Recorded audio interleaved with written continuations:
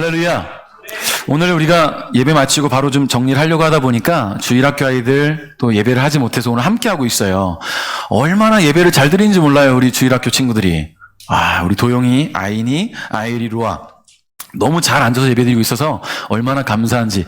또 제가 이렇게 찬양 인도할 때 우리 아인이를 보면 제가 은혜를 많이 받아요.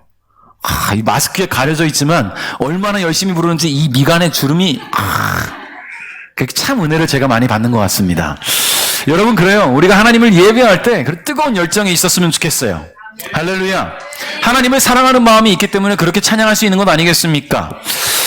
요즘 우리가 어린이나 청소년들은 잘 모르던 그런 배우들이, 옛날 배우들이 있잖아요. 근데 요즘 어린이들이 또 청소년들이 좀 잘 아는 배우가 있어요. 이 아저씨예요. 4달러 아저씨. 젊은이들이 4달러 아저씨로 알아요, 이 아저씨를. 자, 이 아저씨가 누구냐? 김영철 배우인데요. 그 야인시대에서 김두한 역할을 맡았었죠. 그래서 거기서 4달러라고 해서 유행이 되었고, 이것이 한 그 패스트푸드 광고에 사용이 되어서 4달러 아저씨로 유명했습니다. 자, 그런데 저도 야인시대를 즐겨봤어요. 재밌게. 근데 야인시대가 너무 재밌었던 이유는 또 액션도 있고 그 역사적인 내용들도 있고 또 주인공인 김두한이 이렇게 잘생겼었기 때문에 봤는데, 어느 날 갑자기 김두한이 딱 이 모습에서 이렇게 바뀌었어요. 그래서 시청률이 반토막 났다는 얘기가 있지요. 정말로 그랬어요. 이 김두한 역할을 맡았던 김영철 씨가 뭐 방송에 나와서 자기가 김두한 역할로 첫 등장씬에서 시청률이 반토막이 났답니다. 너무 마음이 아팠대요. 그도 그럴 것이 이렇게 차이가 나니까. 그렇죠? 네. 그래요. 자, 근데 어쨌든 제가 이 얘기를 왜 하냐면, 이 김두한의 최후에 대해서 여러분 아십니까? 김두한이 어떻게 죽었다. 이 야인시대를 보면 나와요. 나중에 나레이션으로 나오는데, 어떤 그 인터넷 게시글에 한 사람이 야인시대를 보다가 그 나레이션을 이제 들었는데, 김두한이 오렌지병으로 죽었대요. 오렌지병. 여러분, 오렌지병이 뭔지 아십니까? 그 오렌지 먹다 죽었나? 오렌지처럼 몸이 이렇게 좀 주황색이 되나 했더니 오렌 지병으로 죽었어요. 오렌지병이 아니라 오렌 지병으로 죽었는데, 이 사람이 뭐 하면서 들었더니 오렌지병이 도대체 뭐야 했는데 오렌 지병으로 죽었다. 그래서 제가 검색을 해보니까요, 이 김두한의 오렌 지병은 고혈압이었대요. 자, 오렌 지병이 오렌지병으로 둔갑하는 그런 일이 있었던 것 같습니다. 여러분은 어때요? 우린 때로는 듣고 싶은 것에든 참 귀를 잘 기울이는데 좀 관심이 가지 않거나 듣고 싶지 않은 이야기는 한 귀로 듣고 한 귀로 흘려버리는 경우들이 참 많지요. 그러다 보니까 오렌지병이 오렌지병으로 둔갑하는 경우도 생겨나지요. 여러분, 때로는 우리는 듣기 싫은 이야기라 할지라도 삶에 꼭 필요한 요소가 되는 이야기들이 얼마나 많은지 몰라요. 그런데 우리는 내가 상처받을까봐, 내 마음에 뼈 때리는 이야기가 나올까봐 나도 모르게 귀를 닫아버리지요. 여러분, 어떻게 생각하십니까? 우리는 그때그때의 마음의 어떤 상황과 형편에 따라서 마음을 열기도 하고 닫기도 하지요. 마음이 오픈이 되느냐에 따라 듣게 되는 이야기가 이 얘기에 대해서 반응이 달라지게 돼요. 막 적극적으로 막 듣게 되기도 하고 어떤 때는 시큰둥하게 듣게 되기도 하지요. 근데 우리 이런 마음은요, 예배할 때 말씀을 듣는데도 참 잘 나타납니다. 말씀을 들을 때 복 받아라, 은혜 받아라 이런 얘기할 때는 막 마음이 막 오픈돼서 몸이 막 앞으로 가지요. 그런데 질책과 책망의 말씀이 올 때는 살짝 몸이 뒤로 가지요. 자세만 봐도 딱 이렇게 듣게 되죠. 왜냐하면 내가 원하는 말씀이 아니에요. 물론 우리 성도 중에는 그런 분들이 없을 거라 믿습니다만 많은 사람들이 그렇다라는 거예요. 그래서 우리가 꼭 교회가 아니더라도 교회 밖에서도 설교하지 마라는 얘기를 많이 하죠. 무슨 말입니까? 설교하지 마. 좀 잔소리 좀 하지 마 라는 말을 그렇게 써요. 그럼 제가 지금 여기서 말씀을 나누는 게 잔소리가 되는 겁니까? 그래요. 감사해요. 아니죠. 잔소리가 아니죠. 하나님 말씀이잖아요. 근데 그렇게 사용되고 있다라는 거예요. 그만큼 우리가 말씀을 들을 때 내 마음이 얼마만큼 열려져 있느냐가 굉장히 중요한 요소가 된다는 것입니다.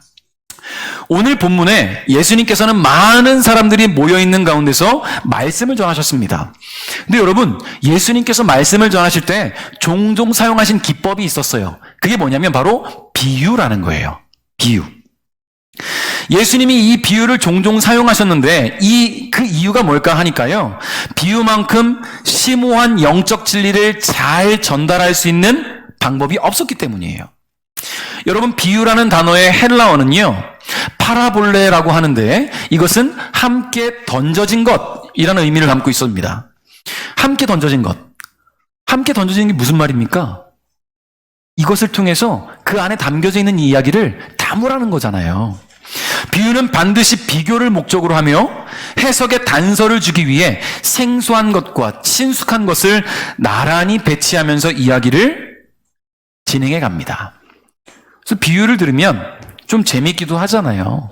내가 듣고자 하는 이야기가 아닐지라도 비유를 듣게 되면 그것을 통해서 마음이 가잖아요. 여러분, 거짓말하지 마라. 거짓말하지 말라 그러면 듣기 싫으니까 안 듣게 되는데 피노키오 이야기를 들려주면 재밌게 듣다가 거짓말하니까 코가 길어지더라. 거짓말은 하면 안 되는구나. 받아들이는 거가 마찬가지예요. 여러분, 이와 같이 중요하고 좋은 내용들을 비유를 들어서 전해줘도 듣는 사람이 그 뜻을 해석하지 못하면 자신과는 상관없는 이야기가 됩니다. 안 듣고 있다가 피노키오가 코가 길어졌대. 걔는 코가 왜 길어졌대? 이렇게 되는 거예요, 한마디로. 그렇기 때문에 듣는 사람은 이해하려는 마음이 매우 중요하고요. 또 말씀을 들을 때는 영적 분별력도 필요합니다. 이 말씀이 나에게 어떤 의미가 있느냐. 영적 분별력. 이건 내가 갖고 싶어도 갖게 되는 게 아니라 주님의 도움이 필요합니다. 자, 예수님은 이러한 가르침이 매우 탁월한 분이셨어요. 오늘 본문에서도 예수님은 하나의 비유를 사용하셨는데 교회 오랫동안 신앙생활 하시는 분들 다 아시는 내용이에요. 씨 뿌리는 자의 비유. 4절 말씀 한번 읽어보겠습니다. 시작. 많은 사람들이 모여들고 여러 마을에서 온 사람들이 예수께 나오자 예수님께서 비유로 말씀하셨습니다. 아멘. 자, 여러분, 예수님이 가시는 곳에는 제자들과 추종자들을 비롯해서 수많은 사람들이 몰려듭니다. 자, 그런데 예수님은 하나님 말씀을 가르칠 때 뭘 사용하셨다고요? 비유. 그렇죠. 비유를 사용하셨어요. 자, 그런데 예수님을 찾아오는 사람들은 두 종류의 사람들이 있었습니다. 여러분, 어떤 사람들이 있었을까요? 먼저 첫 번째 한 종류를 한번 여러분이 생각나는 대로 한번 얘기해 보세요. 어떤 종류의 사람들이 있었을까요? 아이니. 바리새인. 야, 여러분 긴장하십시오. 지금 치고 올라오고 있습니다. 야, 초등학생이 치고 올라오고 있어요. 바리새인 같은 사람들이 있었죠. 자, 바리새인들은 보통 구경하러 오는 거예요. 예수라는 자가 과연 어떤 일들을 일으키느냐. 자, 아이니가 말한 바리새인까지 하면 세 종류의 사람으로 볼게요. 자, 그리고 또 두 종류. 예수님을 말 그대로 그 예수님에 대해서 집중하려고 온 사람들인데 그 중에 두 종류는요. 한 종류는 기적과 표적을 바라는 사람들. 예수님을 따라가면 나에게 어떤 기적이 일어나겠지. 나에게 어떤 능력이 일어나겠지. 어떤 표적이 보여지겠지. 또 한 종류의 사람들은요. 진심으로 말씀을 사모하는 사람들. 할렐루야.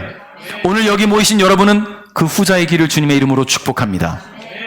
여러분, 겉보기에는요, 어떤 사람이 눈에 보이는 기적을 바라는지, 어떤 사람이 진실로 하나님 말씀을 바라는지 몰라요. 겉모습으로 보기에는. 아이니가 말한 바리새인, 겉모습으로 볼 때는 알 수 없어요. 그렇잖아요. 근데 예수님은요, 비유로 말씀을 전해주심으로 말미암아 두 종류의 사람들을 구분해내셨다는 거예요. 한 종류는 막귀, 또 한 종류는 들을 귀. 여러분, 8절 하반절에 이렇게 말씀하세요. 이 말씀을 마치시고 예수님께서 외치셨습니다. 들을 귀 있는 자는 들어라. 할렐루야.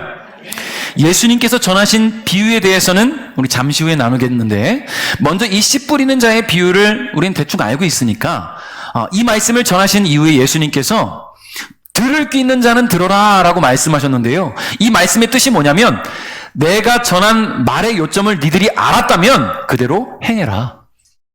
요점을 알았다면 이제 행해라. 자, 그러면 여러분, 두 종류의 사람들은 아이니가 얘기한 거지. 세 종류의 사람들은 나뉘겠죠. 바리새인들은 저게 무슨 이야기야? 저게 무슨 이야기를 비유로 저렇게 했을까? 기적과 표적을 바라는 사람들도 내가 원하는 게 지금 이 이야기가 아닌데 빨리 누군가를 고쳐주고 내 문제도 해결했으면 좋겠는데 이런 생각을 하고 있을 거예요. 근데 진심으로 말씀을 듣고자 하는 사람들은 그 이야기에 집중하겠지요. 예수님이 하신 말씀이 무슨 이야기일까? 여러분, 예수님의 비유를 곧바로 이해하는 사람들도 있을 수 있지만 대부분의 사람들은 이해하지 못할 수 있어요. 이해가 되지 않으니까 많은 사람들은 그 말씀을 더 깊이 알려고 하지 않습니다. 귀를 닫아버려요. 왜냐하면 이해가 안 되니까. 그저 언제 귀신을 쫓아내실런지, 언제 병자를 고치실런지, 언제 그 기적이 나에게 올지 그 순간만을 기다리고 있는 거예요. 그저 딴 생각합니다. 그 말씀, 비유로 선포하신 말씀에 대해서는 마음을 닫아버리는 거예요. 이런 사람들의 귀를 우리 뭐라 할까요? 막귀예요, 막귀. 마귀 아니고요, 막귀. 좋은 말씀이 들려줘도 내가 해석이 안 되니까 닫아버리는 귀. 수많은 말씀 중에 듣고 싶은 말씀만 내 귀에 담는 귀를 막귀라고 하지요. 그러나 말씀을 사모하는 이들은 이해가 되지 않는 말씀이 들려졌을 때 어떻게 할까요? 그 말씀을 이해하고 싶어지는 거예요. 배우고 싶어지는 거지요. 그 뜻을 알고 싶어지는 거예요. 도대체 예수님이 무슨 말씀을 하셨을까? 이 말씀의 핵심은 도대체 뭘까? 이 말씀을 통해서 나에게 원하시는 것은 또 무엇일까? 그리고 더 깊이 알고 싶었을 때 어떻게 합니까? 어떻게 하겠어요? 물어봐야죠. 물어야죠. 알고 싶어지면 물어야죠. 여러분, 학교 다닐 때 제일 꼴보기 싫은 친구들이 있었어요. 여러분, 어떤 친구들이 꼴보기 싫었습니까? 네, 아이니. 따돌리는 친구들. 맞아요. 요즘 왕따 많이 일으키잖아요. 따돌리는 친구들 꼴보기 싫죠. 근데 저를 비롯한 제 대부분의 친구들은 수업 종료 1, 2분 전에 질문하는 친구. 쉬는 시간 10분인데 걔 때문에 쉬는 시간이 5분으로 줄어요. 꼴보기 싫은데 걔는 그게 너무 중요한 거야. 알고 싶으니까. 남들이 나를 미워해도 나는 손들고 꿋꿋하게 내 질문을 하겠다. 비록 나를 비난하고 나를 욕할지라도 책이 막 날아오고 책가방이 날아와도 나는 내가 알고 싶은 것을 꼭 알아야겠다. 여러분, 그래요. 예수님이 주신 말씀이 이해가 안 되면 물어야지요. 알고 싶다고 질문을 해야지요. 9절입니다. 제자들이 이 비유가 무슨 뜻인지를 예수님께 물었습니다. 할렐루야. 여러분, 여기서 제자들이라고 말하는 것은요, 12제자만이 아닙니다. 그 자리에 모여있던 더 큰 무리의 진실한 추종자들, 예수님을 믿고 정말로 말씀을 사모하고자 하는 예수님의 제자들을 비롯한 수많은 제자들을 가리키는 거예요.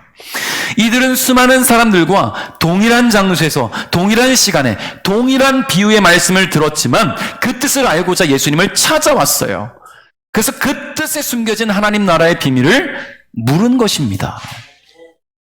많은 사람들에게는 그냥 흘려가는 이야기였지만 이 사람들에게는 하나님 나라의 핵심이 담겨지게 되는 순간이 된 것이지요.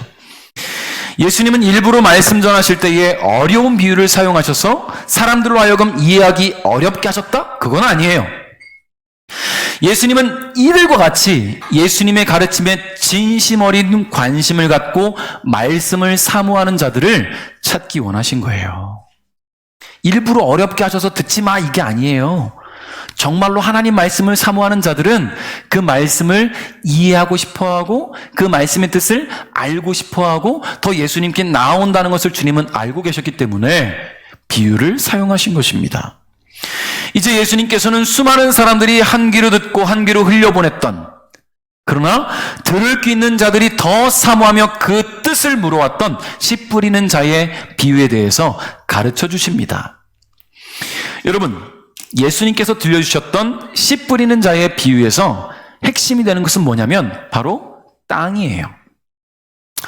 예수님은 이 비유를 통해 갈릴리에서 흔히 볼 수 있는 광경을 묘사하셨는데요. 고대 근동 지역의 농부들은 우기가 오기 직전에 밭을 갈아서 농사를 지을 준비를 했습니다. 그 사람들은요, 당시 그 사람들은 오늘날처럼 줄을 맞춰서 고랑을 파지 않고 그저 굳은 땅을 부드럽게 해서 덩어리진 흙들을 골라냈습니다. 그리고 나무쟁기, 우리가 썼던, 우리 옛날에 농사하셨던 분들이 썼던 나무쟁기로 10cm에서 13cm 정도의 땅을 판 다음에 그 다음 지표면을 농기구인 썰애라는 것으로 고르게 만들었어요. 알아요? 이야, 어느 세대에 태어나셨어요? 우리 아이 썰애를 알아요. 자, 그리고 밭을 걸어 다니면서 이제 어깨에다 씨앗 자루를 들고 이렇게 뿌리는 거예요. 그냥 이렇게 고랑을 파서 이렇게 하는 게 아니라 그냥 뿌리는 거예요. 그 당시 농사 방법은. 그럼 여러분, 흙뿌리다 보니까 씨앗들이 일정하게 좋은 땅에 심겨지지는 않겠지요. 우리 5절부터 8절까지 한번 읽어볼까요? 시작.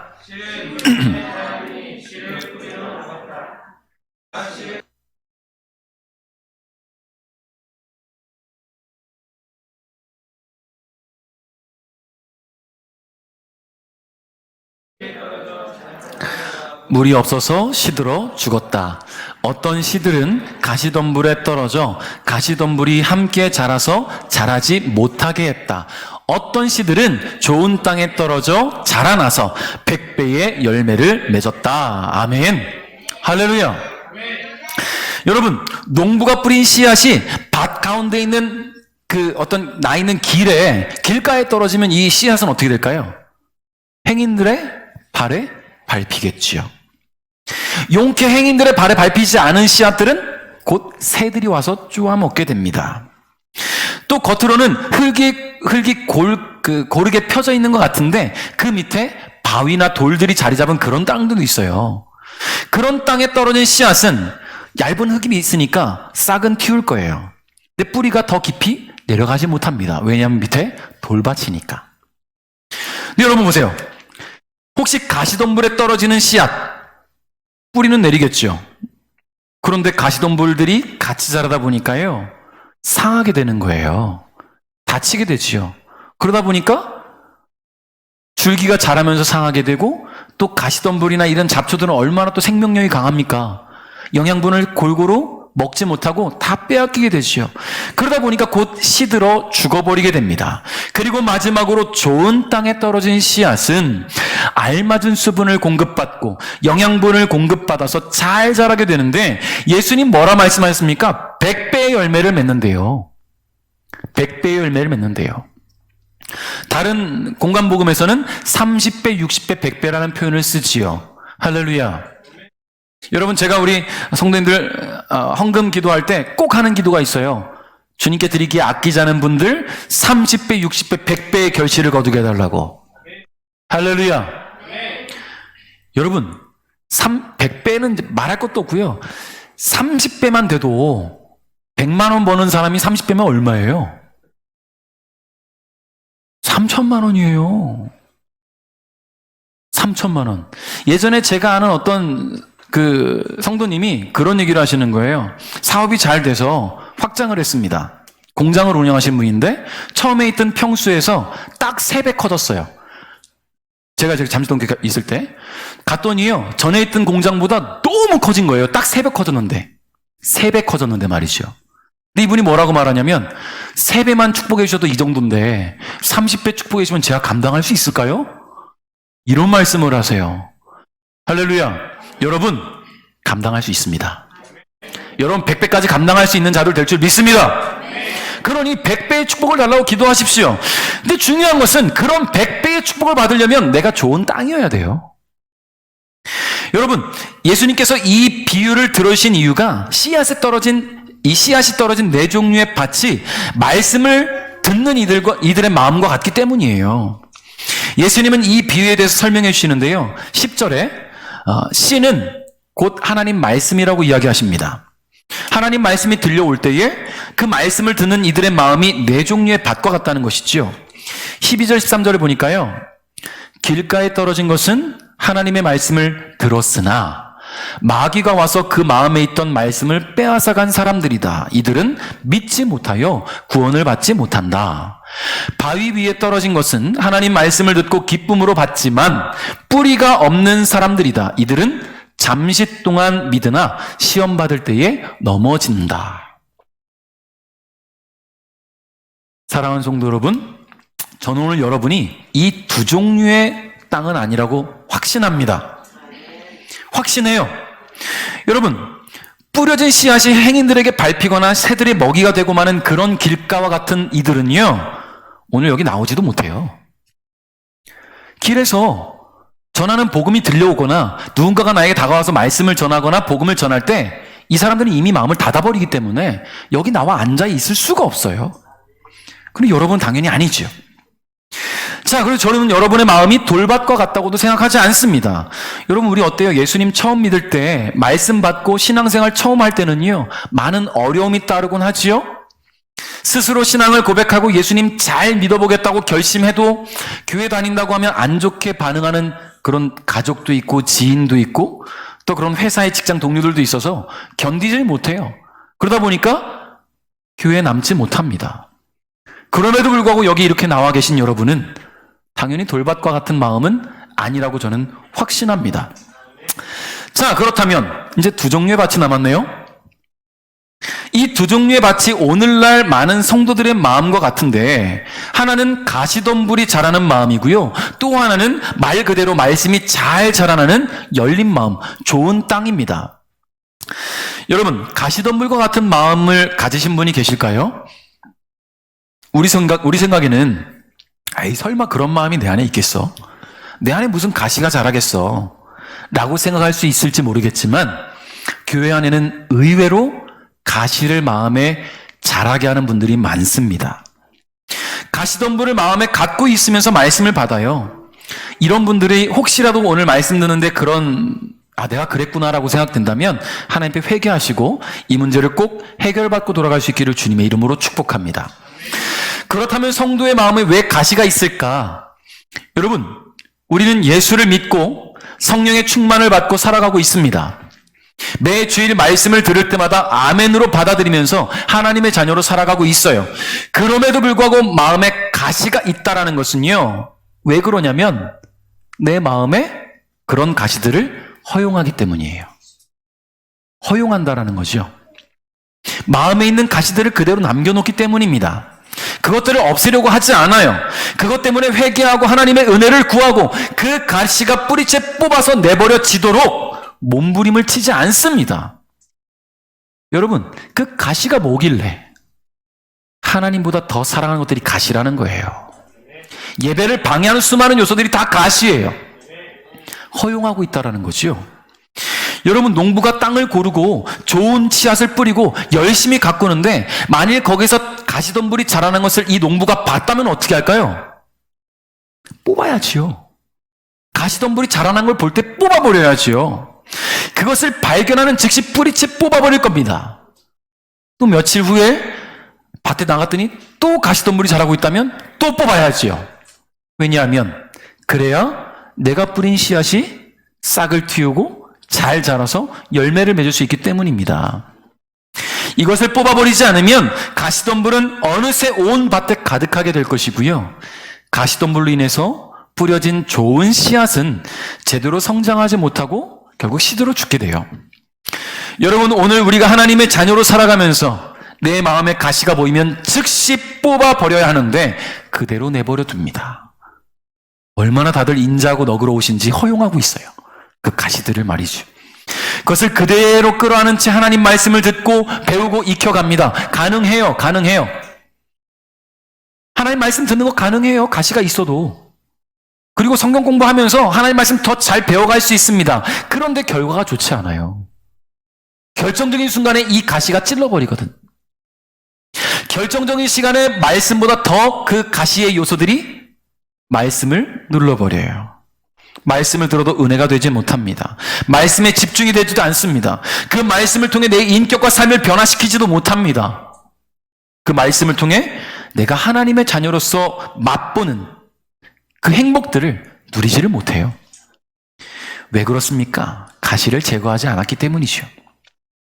말씀이 내 안에 자리 잡고 있고 그로 인해 성장이 일어나야 하는데 이미 마음에 자리 잡고 있는 그 가시가 그 말씀으로 인한 은혜를 짓누르고 망가뜨리기 때문에 은혜도 없고 신앙적 성장도 없는 허울뿐인 성도가 될 수 있다라는 거예요.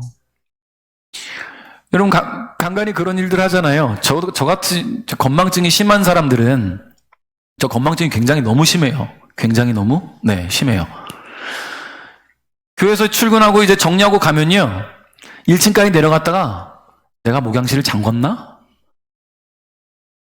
목양실을 잠궜나 하고 왔는데 3층 문이 잠겨 있어요. 그럼 열고 들어가서 와보면 또 잠겨 있어요. 잠그고 다시 내려가요. 그럼 내려가다가 내가 지금 3층 문을 잠궜나? 하고 한 번 더 올라와요. 자, 이런 일들이 있다라는 거예요. 여러분, 우리가 자꾸만 건망증이 있는 사람들, 예배 와서 앉아있는데 내가 아침에 가스불은 껐나? 여러분, 걱정한다고 내가 지금 가서 끄고 올 수 있는 거 아니잖아요. 그럼 믿고 맡기세요, 하나님께. 잘 끄고 왔기를 맡기세요. 믿고 맡겨야지 어떻게 하겠습니까? 지금 예배 중에 일어나서 갔다 오실 거 아니잖아요. 오늘 오전에 원로 목사님 차를 제 아내가 이제 타고 오는데 시동이 안 걸린대요. 계속 고민하면 뭐합니까? 얼른 원로 목사님 댁에 가서 차 타고 와라 얘기하고는 그 차를 세워놓고 있어요. 그럼 제가 만약에 이게 배터리 문제인가 아니면 제네레이터 문제인가 아니면 스타트 버튼 문제인가 아무리 고민해봐야 지금 그거 해결되지 않아요. 지금은 말씀에 집중하고 예배에 집중하고 주어지는 은혜에 집중하면 시동이 걸릴 줄 믿습니다. 물론 점프를 대야 될 수도 있고 어떤 방법으로든 걸면 되잖아요. 굳이 신경 쓰지 않아도 된다라는 거예요. 여러분, 주님의 말씀을 들을 때 내 안에 가시의 요소들이 혹시라도 지금 막 생각나려고 할 때, 다른 어떤 것이 생각날 때 뽑아버리십시오. 이것을 뽑아버리지 않는 이상 좋은 땅이 될 수 없어요. 예수님은 우리 마음에 있는 가시들에 대해서 뭐라고 말씀하시는지 14절 같이 읽어봅니다. 시작. 가시덤불에 떨어진 것은 말씀을 듣지만 살아가는 동안 재물에 대한 염려와 인생의 향락에 사로잡혀 열매를 맺는 데까지 자라지 못하는 사람들이다. 아멘. 여러분, 어때요? 재물에 대한 염려라는 가시가 있어요? 이것은 세상 사는 목적을 돈과 물질에 두고 어떻게 해서든 이것을 취하기 위해 온 열정과 힘을 쏟아넣는 거예요. 재물에 대한 탐욕이 마음속에서 커져가면요, 어떤 이익이 주어지지 않는 것에 수고하지 않습니다. 수고하지 않아요. 당연히 주님을 위한 헌신도 나에게 어떤 이익이 주어지지 않으면 선뜻하지 않아요. 주어지는 것이 없기 때문이지요. 여러분 또한 인생의 향락이라는 가시가 있습니다. 이것은 그저 하루하루를 즐겁게 살아가자라는 겁니다. 세상 사는 목적이 재미와 즐거움에 있다 보니까 교회에 와서 이렇게 말씀 듣는 시간이 즐겁지 않고 재밌지 않다라고 느껴지면 굳이 교회를 찾지 않아요. 여러분, 코로나19가 터지고서 많은 교회들이 예배도 어렵지만 특히 주일학교와 청소년부가 거의 예배를 상실해 가고 아이들 교회를 떠났어요. 왜요? 온라인으로 애들 예배 드리려고 했더니요, 온라인으로 재밌는 게 너무 많아요. 굳이 핸드폰으로 예배 애들이 드릴 필요가 없더라고요. 재밌는 게 너무 많은데. 근데 교회에서는 함께 얼굴 보고 마주하고 뭔가 율동도 하고 하니까 재밌었는데 그 재미가 없으니 더 하나님을 찾기 쉽지 않은 거예요. 여러분, 교회는 마냥 즐거움으로 다니는 곳은 아닙니다. 그런데 참 신기하게도요, 마음에 주신 은혜들을 경험하는 사람들은 교회가 재미있어요. 찬양 시간이 너무 즐거워요. 말씀을 들을 때 나에게 주신 말씀 같아서 막 신나요. 그러니 그것이 재미가 되어서 교회에 나오는 것이 즐거워지는 것이지요. 세상 향락이 아니라 교회에서 주님을 통해 주어지는 은혜를 기쁨으로 받아들이게 된다는 것입니다. 성도 여러분, 예수님께서 알려주신 이 가시, 이것이 전부는 아니에요. 더 많은 가시들이 우리 안에 있습니다. 우리가 주님을 온전히 바라보지 못하고 온전히 신앙생활하지 못하게 만드는 수많은 가시들이 내 마음에 있다라는 겁니다. 그러므로 그 모든 가시덤불이 내 안에서 자라도록 허용하지 마십시오. 기미가 보인다면 바로 뽑아버리시기를 주님의 이름으로 축복합니다. 자, 이제 예수님 말씀하신 땅 중에 마지막 땅이 있어요. 좋은 땅이지요. 이 땅은 어떤 땅인가? 15절 읽어봅니다. 시작. 선한 마음으로 하나님 말씀을 듣고 그 말씀을 굳게 지켜서 좋은 열매를 맺는 사람들이다. 아멘. 여러분, 좋은 땅에는 뭐가 있냐면 좋은 흙이 있어요. 이것은 정직하고 열려있고 기꺼이 하나님 말씀을 받을 준비가 되어 있어서 그것을 행동에 옮기는 자들의 모습을 뜻합니다. 말씀이 들려올 때 방어적으로 듣지 않는다는 거예요. 혹시 그것이 책망의 말씀일지라도 방어하지 않아요. 꾸짖는 말씀이 올 때에 내가 저 말씀처럼 내가 혹시 책망받을 일을 했는가 자신을 돌아보게 되는 것이지요. 그 말씀 속에서 열심히 진리를 찾고 말씀이 책망이 되어도 그것이 고통스러워도 기꺼이 받아들입니다. 이런 성도들은 하나님 말씀을 단단히 붙잡고 그 말씀을 통해서 더 인내하고 더 오래 참으며 하나님의 자녀로 더욱 성장할 준비가 되어 있습니다. 그리고는 결국요 열매를 맺지요. 몇 배의 열매를 맺겠습니까? 할렐루야. 지금 고백하신 대로 될 수 있기를 축복합니다. 100배라고 고백하신 분들 100배의 축복 받으십시오. 여러분 마음먹기 나름 아닙니까? 정말로 주님이 살아계시다고 믿고 그렇게 의지하고 그분이 내게 100배의 축복을 주실 거라 믿는 분들은 그렇게 될 줄 믿어요. 여러분 놀랍지 않습니까? 그저 주의 말씀을 마음에 받아들이고 그 말씀 통해서 하나님 뜻을 찾아가고 그 말씀을 삶에 적용하며 살기만 하면 돼요. 그러기만 하면 돼요. 그러면 주님께서 100배나 되는 열매를 거두게 하시겠다는 겁니다. 그러므로 오늘 여러분의 마음이 좋은 땅과 같아지기를 주님의 이름으로 축복합니다. 혹 가시덤불이 내 마음에 있다면 오늘 간절한 마음으로 주님의 도움을 요청하셔서 그 모든 가시의 잔재들을 다 뽑아내시고 좋은 땅 되시길 바랍니다. 그래서 100배의 열매를 우리 모두가 거둘 수 있기를 주님의 이름으로 축복해요. 말씀을 맺겠습니다. 어떤 이들은 교회에서 설교를 듣다가 시험 받았다고 하지요. 그래서 교회 떠나는 이들도 참 많아요. 목사님이 나를 찌르는 말씀을 줬어. 저 말씀은 나를 향한 말씀이었어. 나를 겨냥한 말씀이 오늘 강단에 선포되었어. 그렇게 받아들이고 시험 들고 교회 떠나요. 근데 여러분 절대 오해하지 마십시오. 목사는 앞에서 어떤 성도 하나를 겨냥하지 않아요. 하나님이 그 성도를 겨냥하라고 말씀 주시지 않거든요. 모든 이들에게 주시는 말씀인데 어떤 이들에게는 그 겨냥한 말씀이 은혜가 되고 어떤 이들에게는 힘든 게 다가오기도 하지요. 여러분 제가 전에도 잠깐 예화를 드렸지만 어떤 목사님이 말씀 끝나고 나가는 성도들이 목사님 오늘 말씀 은혜 받았습니다. 말씀 은혜 받았습니다. 하고 가는데 어떤 여자 권사님 한 분이 오셔서 목사님 오늘 말씀 죽 쓰셨네요. 죽 쓰셨네요 그랬어요. 그랬더니 목사님이 뭐라고 말씀하셨냐면 죽을 드셔야 될 분이 계셨거든요. 건강이 안 좋으면 죽 먹어야죠. 어떤 사람에게는 진수성찬이었는데 어떤 사람에게는 죽이었어요. 그 사람의 마음 형편에 따라서 달라지는 거예요. 오늘 여러분 진수성찬 드신 줄 믿습니다. 아멘.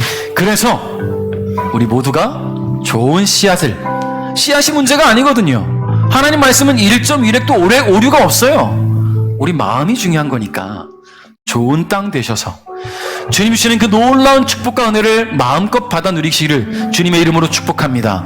그리고 마지막에 우리 주님 부르시는 그날 모두가 주님 앞에 서는 그날 100배나 되는 열매를 거둬들여서 주님 앞에 드리며 잘했다 충성된 종아 칭찬받는 우리 베델 가족 여러분 될 수 있기를 주님의 이름으로 축복합니다.